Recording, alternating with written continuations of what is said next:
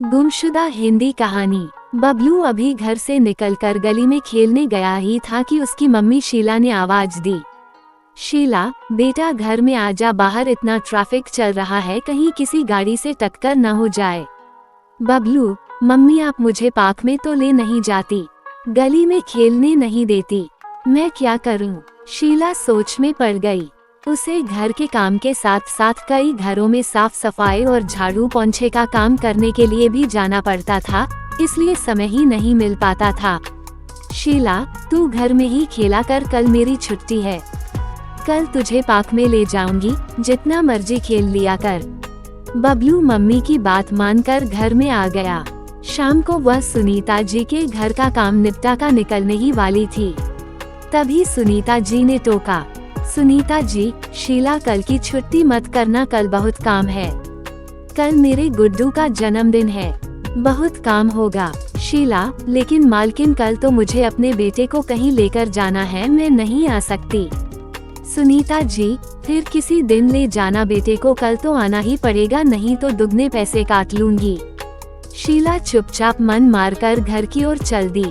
अगले दिन वह सुबह तैयार हो रही थी, तभी बबलू उसके पास आया। बबलू, मम्मी बड़ी जल्दी तैयार हो गईं, रुको मैं भी तैयार हो जाता हूँ, आज बहुत देर पार्क में खेलेंगे। शीला, नहीं बेटा आज नहीं, आज मुझे काम पर जाना है, तू घर में खेल ले, किसी और दिन चलेंगे। बबलू, आप हमेशा ऐसे ही करते हो, मुझे आपसे बात नहीं करनी। ये कहकर बबलू एक कोने में रूठ कर बैठ जाता है। शीला को देर हो रही थी, वो जल्दी जल्दी काम पर जाने के लिए निकल गई। उसके जाने के बाद बबलू ने सोचा, मम्मी तो ऐसे ही बहाने बनाती रहेगी, क्यों न मैं खुद पार्क में चलूं, खेल कर वापस आ जाऊंगा, मम्मी को पता भी नहीं चलेगा। उसने अपने घर का दरवाजा बंद कर ताला लगा दिया और पार्क की ओर चल दिया। पार्क में जाकर वह झूलों पर झूलता, कभी दौड़ लगाता, उसे बहुत मजा आ रहा था।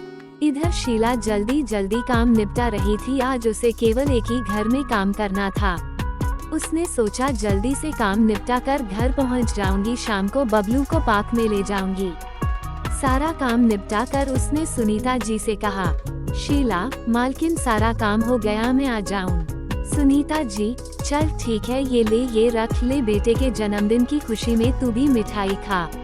उन्होंने एक मिठाई का डिब्बा और कुछ पैसे शीला को दिए। शीला जल्दी से मिठाई और पैसे लेकर घर की ओर चल दी। घर पहुंचकर उसने देखा घर में ताला लगा हुआ है। ये देखकर वह घबरा गई। बबलू कहाँ गया? उसने आस पड़ोस में पता किया, लेकिन बबलू का कहीं अता पता नहीं था।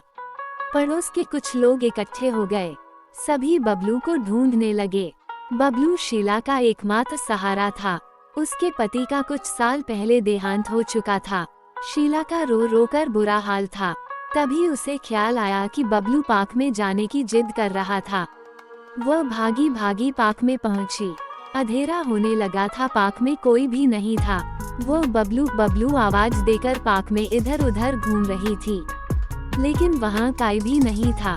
कुछ देर बाद वह घर वापस आ गई। शीला का रो रो कर बुरा हाल था।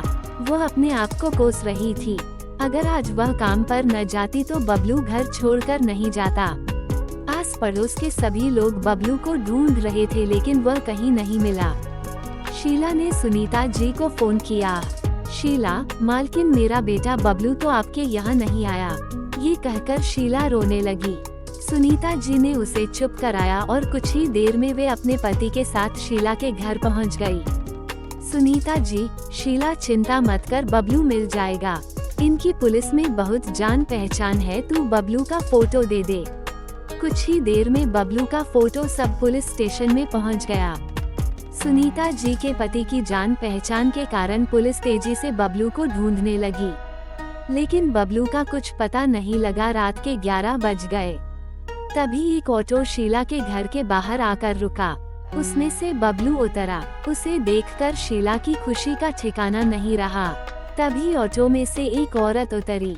उन्होंने बताया कि यह पार्क में खेलने के बाद पार्क के दूसरे गेट से बाहर निकल गया, वहां जाकर रास्ता भूल गया।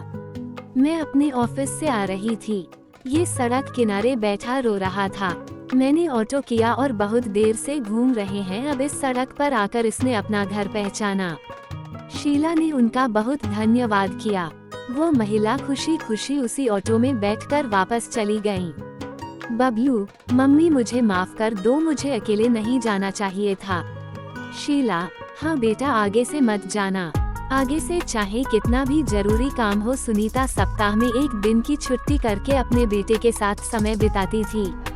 शिक्षा, हमें काम के साथ साथ अपने परिवार का ध्यान भी रखना चाहिए और बच्चों को अपने माता पिता के बिना अकेले कहीं नहीं जाना चाहिए।